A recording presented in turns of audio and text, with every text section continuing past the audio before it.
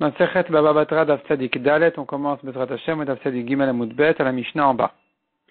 Amocher Perot Lachavero, celui qui vend des fruits, de la récolte à son ami, Arez Mekabel Alav, l'acheteur doit prendre sur lui, doit accepter, Rovat Inofet le Sea, le quart d'un cave par Sea. Il y a 6 kabim dans une Sea, le quart d'un cave, c'est un 24e de la Sea. Tino fait de saleté, il y aura toujours des saletés, des déchets, et donc ce mélange-là, eh bien, l'acheteur doit l'accepter jusqu'à ce pourcentage-là, cette quantité. Tenim, il a acheté des figues, mais kabel alav eser metulaot le mea. Il prend sur lui, l'acheteur, 10 figues véreuses sur 100. Donc il y a 10%. Comme quoi, les figues, il faut savoir les vérifier. Surtout ceux qui les mangent à Rosh Hashanah, il faut se renseigner comment les vérifier, ou bien ne pas les manger. Il suffit pour les simanim de regarder et de dire le siman. On n'est pas obligé de manger. Il y a 2 gmarot. Il y a une gmara qui dit de voir les simanim, et une gmara qui dit de les manger. Donc, ce qu'on fait, c'est que quand on peut les manger, on les mange, mais quand il y a un problème de kashrut, il suffit de les regarder.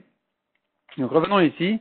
L'acheteur, c'est un pourcentage très grand. Il y en a 1 sur 10, 10% des figues qui sont véreuses. Aujourd'hui, il paraît que c'est même plus difficile que ça de reconnaître et de vérifier. Donc, en tout cas, l'acheteur doit accepter 10 sur 100. Martef Sheliain, il a acheté une cave de vin, mais Kabel Alav Eser Kosesot Lemea. L'acheteur doit prendre sur lui, même s'il y en a 10 tonneaux de mauvais vin sur 100. Kankanim Besharon, des cruches fabriquées à Sharon, mais Kabel Alav Eser Pitasot Lemea. Il prendra sur lui 10 tonneaux qui sont pas très forts, pas qui ont mal été faits, qui ont été retapés un peu ou quoi. Il y a toujours une dizaine, 10% de tonneaux comme ça, un peu mal, de cruches un peu mal faites. Tane Rav Katina.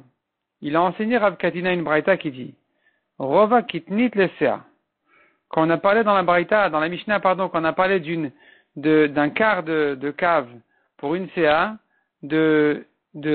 comme on a dit dans la Mishnah, tinofet, c'est des saletés. En fait, c'est pas vraiment des saletés. Ça veut dire qu'il y a un mélange de kitnit, des autres espèces de légumineuses qui sont mélangées dans son blé. La Gemara demande vafurit l'eau.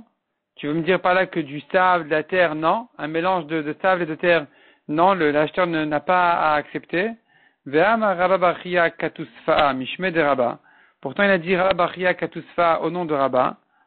Borer Tzror Migorno Shel Chavero. Celui qui s'imagine rendre service à son ami, il lui enlève les cailloux de son blé, eh bien, l'ami pourra le traîner en justice. Il va l'amener en din Torah, il va lui dire, qu'est-ce que tu m'as nettoyé mon blé? J'ai perdu maintenant. Parce que j'ai moins de quantité à vendre au même prix. C'est-à-dire, moi, j'aurais vendu au prix habituel de blé, j'aurais vendu avec un mélange de cailloux, et maintenant que tu m'as enlevé tous les petits cailloux, alors j'ai moins de blé à vendre. Donc maintenant il faut que tu me payes les cailloux, les petites pierres, les cailloux, le sable, tout ça, comme si c'était du blé. Noten l'odmeritin.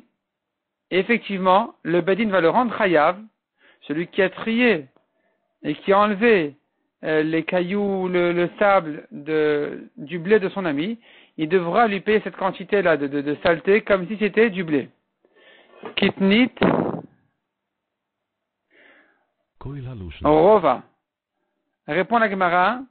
En fait, il y a les deux choses. Il y a un mélange de kitnit, un mélange de légumineuses dans le blé, et des fois un mélange de saleté. Quand il s'agit d'un mélange de kitnit, Rova. L'acheteur doit accepter, même si c'est un quart de cave dans une CA. Mais quand c'est vraiment du sable, des cailloux, de la terre, afrourit, pachot mi Rova. L'acheteur ne va pas accepter une quantité d'un Rova, moins que ça, il doit lui accepter. Demande à Gemara vafourit Rova lo, et s'il y a un Rova, un quart de cave, donc, dans une CA de afrourit, de saleté, vraiment de terre, de sable, l'acheteur ne doit pas accepter cette quantité-là. On ne peut l'obliger d'accepter que quand c'est moins que ça. Ve'atania. Pourtant, on voit dans une braïta, Mocher Perot Lachavero Chitin, il a vendu du blé, mais Kabel Alav Rova Kitnit, les CA. L'acheteur doit accepter un rova, un quart de cave de kitnit par CA. Seorim, il lui a vendu de l'orge, mais Kabel Avrovani, Shovet le CA. Il doit prendre sur lui, l'acheteur doit accepter un mélange dans l'orge de paille, je pense.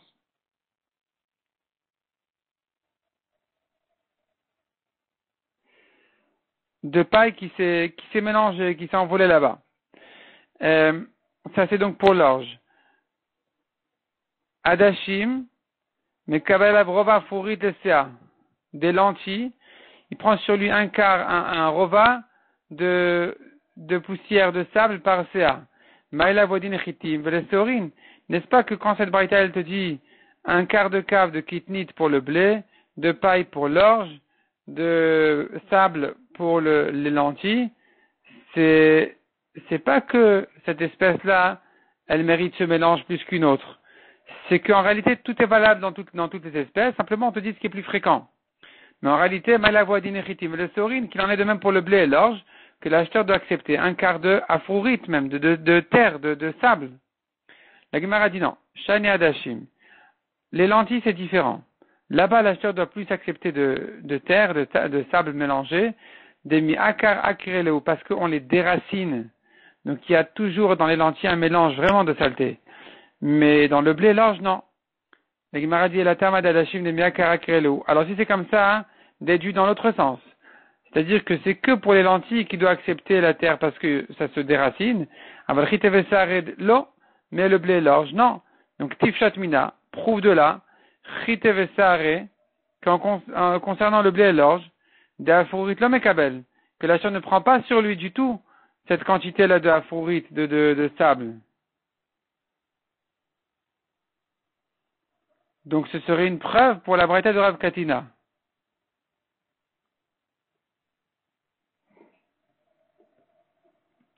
La Gemara repousse et dit non, on n'a pas de preuve non plus.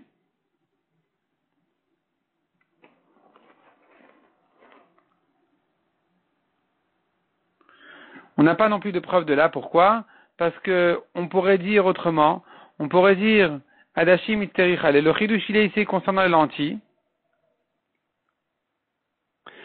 J'ai sauté une ligne. La Gemara dit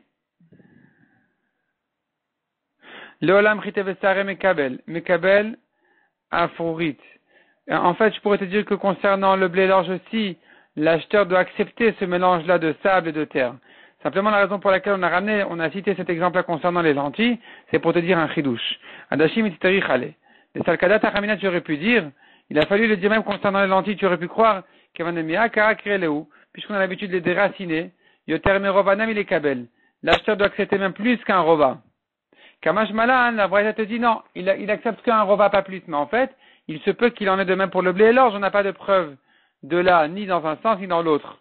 Ni qu'il en est de même pour le blé et l'orge, parce qu'on pourrait dire que non, ni de dire que, déduit de là que donc le blé et l'orge c'est différent, parce que c'est que ici qu'on déracine, mais le blé et l'orge c'est différent non plus, on n'a pas de preuve, il se peut que c'est pareil. Et donc finalement de là on n'a ni objection ni preuve. Amaravuna, imbal et napot, menapet kulo.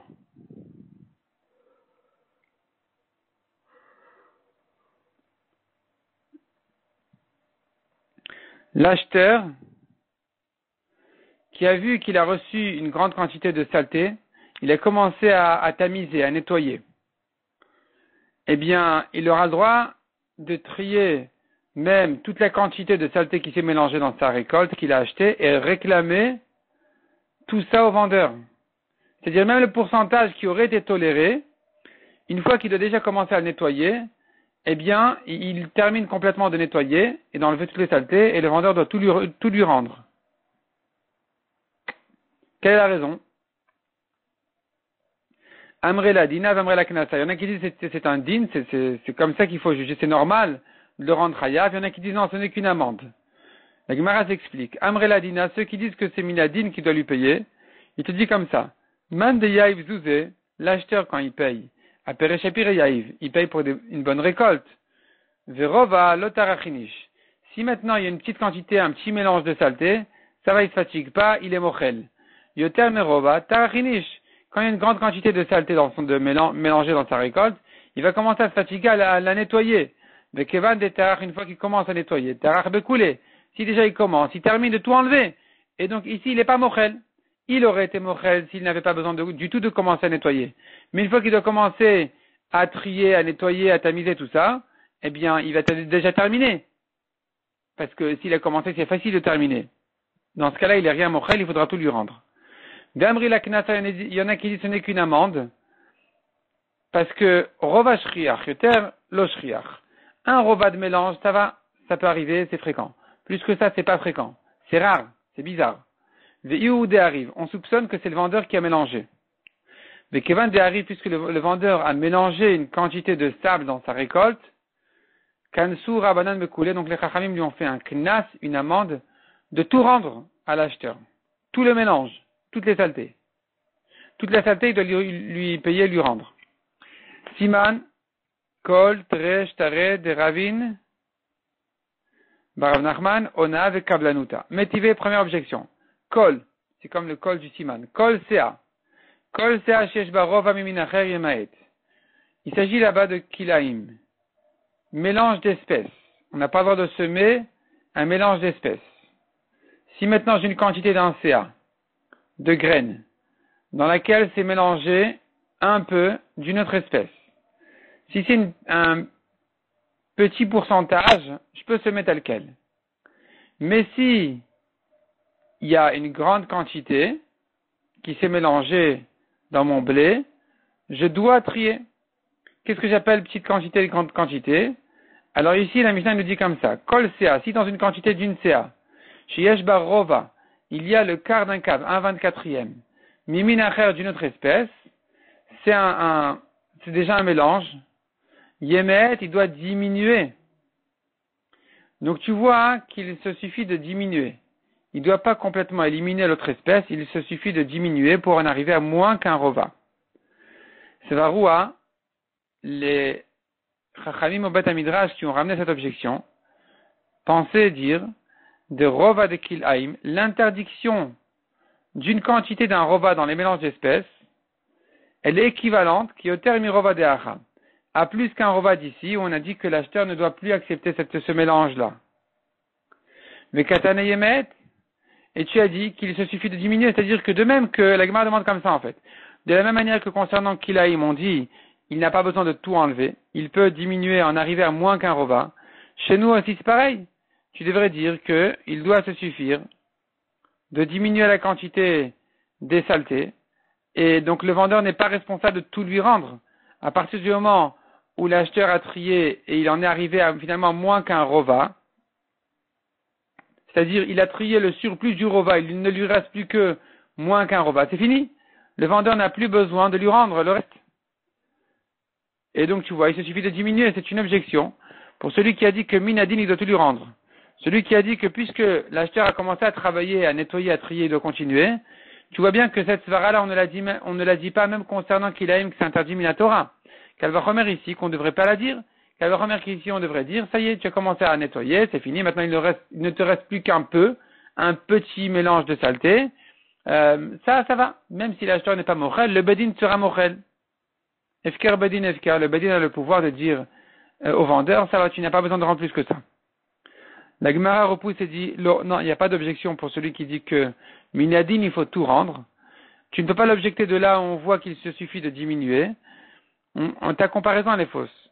En fait, Rova de Kilaim qui Rova de Achadami. C'est-à-dire que même concernant Kilaim, l'interdiction d'une quantité d'un Rova d'une autre espèce, elle n'est pas Minatora. C'est que Miderabanan. C'est équivalent à un mélange d'un Rova ici de saleté, où là, en principe, il n'a pas besoin de nettoyer. De même que, donc en fait, pour l'acheteur, on a dit, c'est que s'il y a plus qu'un Rova qui doit nettoyer. Mais un Rova, non. Et en fait, Kilaïm aussi, quand il y a un mélange d'un Rova uniquement, c'est pas vraiment Kilaïm. Et donc, il se suffit de diminuer. Pareil chez nous, s'il y a une quantité d'un Rova qui en principe est tolérée, c'est pas plus qu'un Rova, c'est un Rova, c'est en principe toléré. Donc ici, effectivement, s'il veut diminuer, il n'a qu'à diminuer, mais de toute façon, le vendeur, il est pas tour. Yari, c'est comme ça, demande la Gemara. Amayemaet, pourquoi tu exiges de diminuer concernant Kilaïm, alors que finalement tu me dis c'est une petite quantité, c'est considéré comme moins qu'un rova, c'est considéré comme un rova pour l'acheteur qui est une quantité tolérée. Donc aussi pour Kilaïm tu devrais tolérer. Pourquoi tu dis de diminuer? Répond la Gemara Mishum Chumra de Kilaïm. C'est à cause de la gravité de l'interdiction de Kilaïm qu'on a dit, on a exigé ici de quand même diminuer. Mais en fait, c'était pas interdit Minatora. Yari, c'est comme ça, demande la Gemara, on tourne la page. Ema Sefa, Rabbi Yossi Omer, Yavor. La suite de cette Mishnah dans Kilaïm dit, selon Rabbi Yossi, il a commencé à trier, il doit continuer à trier. Il doit complètement enlever la deuxième espèce. Et de là, on devrait dire que, pareil chez nous, en fait, la Gemara demande comme ça. Si tu me dis que la quantité d'un rova s'interdit vraiment minatora, c'est un vrai Kilaïm, un vrai mélange, et que c'est équivalent à une quantité ici par rapport à l'acheteur, on dit c'est pas toléré, c'est comme plus qu'un rova de saleté, et donc là-bas tu peux comprendre est-ce qu'il doit tout enlever ou pas tout enlever, c'est-à-dire concernant Kilaïm, est-ce qu'il doit enlever complètement la deuxième espèce ou il se suffit que de la diminuer. Donc Béa Kami Flagué, la marloquette elle est justement sur ça, que Tanakama Savar Lokan Sinan et Teratu Isura. Tanakama il pense, le Tanakama qui a dit qu'il suffit de diminuer, il pense qu'on va pas lui mettre un knas, une amende, une fois qu'on arrive à une quantité qui est permise minatora. Et donc, si c'est moutard, ça reste moutard. On va pas faire un knas à cause du issour, à cause d'un autre cas où c'est assour. Ça, c'est Tanakama.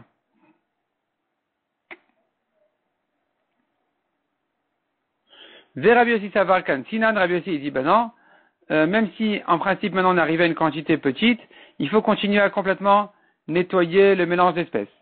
Donc ça, je peux comprendre la discussion si tu me dis que Minatora, ça aurait été interdit. A priori, la quantité d'un rova. Et la Iyamrat ke rova dami, mais si tu me dis que le rova de Kilaïm, c'est comme un rova de l'acheteur, où c'est toléré, en principe, l'acheteur, il doit accepter un rova. Si c'est comme ça, alors pourquoi dans Kilaïm, on aurait la Khumra de Rabbi Yossi de dire de tout trier? À Maïavor, pourquoi il doit tout enlever? Tu ne peux comprendre Rabbi Yossi que si tu penses que c'est une quantité qui minatora l'interdite. C'est là où Rabbi Yossi dira, si c'est comme ça, il doit complètement la nettoyer. Mais si tu me dis que c'est que midera banan, c'est pas vraiment minatora Kilaïm, c'est une quantité qui en principe elle est tolérée. Alors si c'est comme ça, pourquoi Rabbi Yossi l'exige tellement? Répond la Gemara Tamainutama de Rabbi Yossi, voici la raison de Rabbi Yossi. Mishum de Mirze qui mekaim Kilaïm. On dirait qu'il fait ici Bémézi de semer son Kilaïm, son mélange d'espèces. C'est-à-dire comme ça. Si a priori, il y avait cette quantité de mélange d'un rova, s'il y avait, disons, moins que la quantité interdite, a priori, il aurait semé sans faire attention qu'il y a un 25e de mélange d'espèces, 4%, ça va. Mais si tu commences à trier maintenant tes graines, et que tu en laisses une partie, et que tu vas semer ton champ consciemment, on dirait que tu fais ça à l'hémésite, que tu fais exprès de mélanger les espèces pour les semer comme ça. Donc c'est plus grave. C'est pour ça qu'Abbi Yossi dit, s'il a commencé à trier, il doit finir. Mais en fait, ça aurait été une quantité qui n'est pas interdite minatora. A priori, à la base, il avait une quantité d'un rova qui n'était pas interdite minatora. C'est pour ça que Tanakama a dit, il peut se suffire de diminuer. Rabbi Yossi dit, mais non, s'il commence à tripoter, il doit tout enlever. Mais tout ça, c'est que parce que c'est interdit que midera banan que Tanakama a dit qu'il se suffit de diminuer. Mais si c'est interdit minatora, alors effectivement, on pourrait dire que il doit tout enlever. C'est-à-dire, on n'a pas de preuve de là. Parce que ici, dans Kilaïm, ça ne ressemble pas à notre cas. Kilaïm, c'est que midera banan, la quantité d'un rova. C'est que plus qu'un rova qui aurait été interdit minatora. Tashma, encore une preuve. Une objection dans l'autre sens. Shnaim shifkidu etel echad. 2 personnes ont confié un gage chez quelqu'un. Zemane ve zemataim. Un, il lui a déposé une pièce d'un mané. L'autre, il lui a déposé le double, 212, 2 manés. Ils reviennent réclamer ensemble. Zeomer mataim sheli ve zeomer mataim sheli. Lui, il dit les 200 c'est à moi. L'autre, il dit les 200 c'est à moi. Noten a zemane ve la zemane. Il donne un mané à l'un, un mané à l'autre. Ve'achar yemunach atiavolia. Ou le 3e mané en doute, il reste de côté. On le laisse comme ça. Jusqu'à ce que vienne Eliaou Hanavi dire à qui il appartient. Donc tu vois de là qu'on ne fait pas de knas ici. Le mané en doute, on le met de côté. Mais le reste, on rend un mané à l'un, un mané à l'autre. Donc on va pas dire tu vas tout perdre parce que tu as voulu voler un mané. On va pas dire ça. Chez nous aussi, on va pas dire on te fait un knas de tout rembourser à ton acheteur, même le rova qu'il était mochel dessus a priori. On fait pas ce knas là. Donc sur la version qui avait dit que c'est un knas de tout payer, la Gemara objecte et dit tu vois de là qu'on ne fait pas ce knas là de tout payer. La Gemara repousse et dit est-ce que tu compares les cas comme ça? Atam vadaï mané les mar ou mané les mar. Là-bas concernant le picadon, le gage, on n'a pas de doute. On est certain qu'il faut rendre un mané à l'un, un mané à l'autre, c'est sûr que ça lui appartient. Donc ça il faut rendre. Tandis que acha ici concernant la vente de blé mélangé dans le sable, mélangé dans la terre, miemar de la coulée à rouvé arrive, qui dit que le vendeur n'a pas mélangé toute la terre que tu vois ici, toutes les saletés que tu vois ici. C'est peut-être lui qui l'a fait consciemment? Donc il doit tout payer. Donc ici il y a 8 lieux de lui faire un knas. Même si là-bas on ne l'a pas fait ce knas là concernant le gage du mané, ici on va le faire. Tashma mitsefa, la Gemara dit bon ça va, je te dis la suite maintenant de la Mishnah là-bas du gage. Amar Rabbi Yossi ken efsida ramai. Rabbi Yossi dit mais attends, mais là-bas il y a un voleur. Il y a un ramai, il voulait tromper, il voulait prendre 2 manés. Si tu rends un mané à chacun, il n'aura rien perdu ce ramai. Et la kol yamuna chatiavo eliaou. Il faudra laisser donc les 3 pièces. Pour faire perdre au ramai, il faudra laisser les 3 pièces ici, ne pas les rendre ni à l'un ni à l'autre. Pour qu'il l'avoue. Et qu'il dise non, c'est moi, je me suis trompé. En fait, j'ai confondu. En fait, non, c'était avec quelqu'un d'autre que j'ai mis 2 manés. Non, toi, c'est vrai, j'avais donné qu'un seul mané. Et donc, quand tu le menaces comme ça de perdre même son capital, même ce qu'il a vraiment mis, et là, il va avouer. Donc là-bas, il lui faut un knas. Voilà ce que Rabbi Yossi pense là-bas. Donc ici aussi, on devrait faire un knas. Ici aussi, demande la Gemara, on devrait dire au vendeur, tu rends tout. Tu as mélangé de la terre dans le blé, dans ta récolte, tu dois tout payer à l'acheteur. La Gemara dit non, ici, on ne va pas faire ce knas-là. Achiashta, atam. Est-ce que c'est comme ça ici? Là-bas, vadaï karamai. C'est sûr qu'il y a quelqu'un qui veut voler là, la 3e pièce. Donc on va lui faire perdre même ce qu'il mérite, de manière à ce qu'il avoue. Acha, mais concernant la vente de la récolte, Miemar Darouvé arrive, qui t'a dit que le vendeur a mélangé consciemment. Peut-être que non, ça s'est mélangé tout seul, il n'a pas fait attention. Tu n'es pas aussi certain ici que ça a été fait consciemment, donc tu ne peux pas lui faire un knas sur ce qui a priori aurait été en mechila. Tashma, encore une objection. Shtar shiesh bo ribit. Quelqu'un a prêté de l'argent avec intérêt. Il a écrit sur un shtar, je te prêtais 100, tu me rends 120. Consinoto. On lui fait une amende, un knas. Venogovolata keren veleta ribit d'Ivrabi Meir. Il a perdu et la somme du prêt, le capital, et aussi les intérêts. Il a tout perdu en un coup. Donc tu vois sur le Rabbi Meir qu'on va tout lui faire perdre en knas. Donc chez nous aussi, on devrait dire, concernant le vendeur, qu'il devrait tout rendre. Non seulement il devrait rendre le surplus de saleté, mais même ce qui aurait été toléré a priori. La Gemara dit que c'est comme ça ici. Ata mishat ktiva ou de avad le suma. Concernant Ribit, dès qu'il écrit dans le shtar, je t'ai prêté 20, tu me rends 120, il a transgressé l'interdiction de la Torah qui a dit de ne pas mettre de morsure sur un prêt. Tu lui prêtes sans le mordre. Et donc, dès qu'il lui a dit tu me rendras 120, il a mordu. Il a transgressé l'interdiction de la Torah de prêter avec intérêt. Et c'est pour ça qu'il mérite ce knas de tout perdre. Hacha, tandis qu'ici, qui t'a dit que ce vendeur-là, il a fait ça consciemment. Miemar Darouvé arrive, qui t'a dit qu'il a mélangé consciemment. Tu ne peux pas lui faire un knas comme ça sans savoir. Donc ici, c'est en fait pour répondre à celui qui dit on ne fait pas de knas. La Gemara dit oui, c'est vrai, on n'a pas de là une preuve de lui faire ce knas-là. La deuxième version avait dit on lui fait un knas, et la Gemara repousse de là la preuve, et dit non, tu n'as pas de preuve de là qui mérite ici un knas, le vendeur, peut-être qu'il n'a pas fait ça consciemment. Tashma Misef à la suite de la braïta concernant le shtar avec intérêt, le prêt avec intérêt. On avait vu que selon Rabbi Meir, il a tout perdu. Il a perdu le capital de son argent et les intérêts. La Chachamim omrim govet akeren.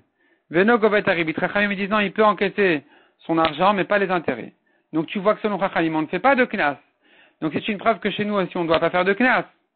Objection pour la deuxième version qui a dit, on fait un knas, le vendeur, il rend tout.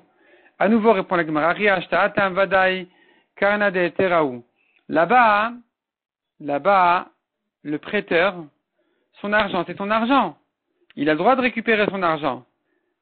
Acha, tandis que ici, Miyamar de Koul et le Harouvé arrive, qui t'a dit que le vendeur n'a pas consciemment mélangé toute la terre dans la récolte ici. Peut-être qu'il a fait ça consciemment.